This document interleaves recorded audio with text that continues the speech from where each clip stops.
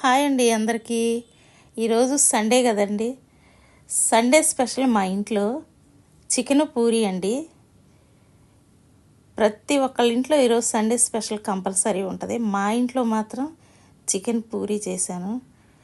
ఎప్పుడు బిర్యానీ పలావే కాకుండా ఇలా కూడా అప్పుడప్పుడు ఏది కావాలంటే అది ఇష్టంగా వండుకొని తింటాం. ఈరోజు అందరూ సండే అందరూ ఇళ్లలో ఉంటారు. పిల్లల స్కూల్కి వెళ్ళేవాళ్ళు కానీ డ్యూటీలకి వెళ్ళేవాళ్ళు కానీ సండే రోజు మాత్రం ఫ్యామిలీతో సరదాగా ఎంజాయ్ చేసేవాళ్ళు చాలామంది ఉంటారు. మేము కూడా ప్రతి సండే ఎంజాయ్గా ఉంటామండి. అందరం కూర్చొని పిల్లలతో సరదాగా అలా గడిపితే చాలా హ్యాపీగా ఉంటుంది కదా. మీరు కూడా ఇలాగే ఉండాలని నేను అనుకుంటున్నాను.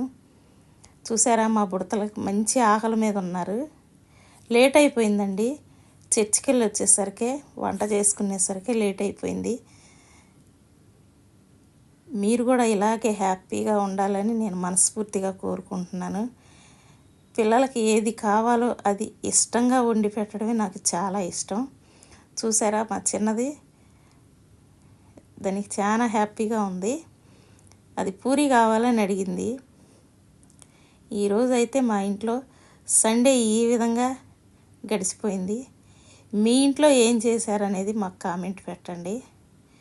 ఎన్ని పనులున్నా మనకి ఫ్యామిలీతో ఉంటే ఆనందమే వేరు కదా, మనశ్శాంతిగా ఉంటుంది.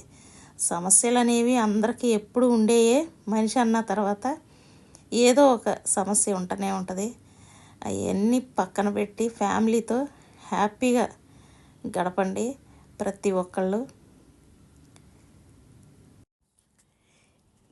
ఈ సండే మీ ఇంట్లో ఏం స్పెషల్ అనేది మర్చిపోకుండా కామెంట్ మాత్రం పెట్టండి.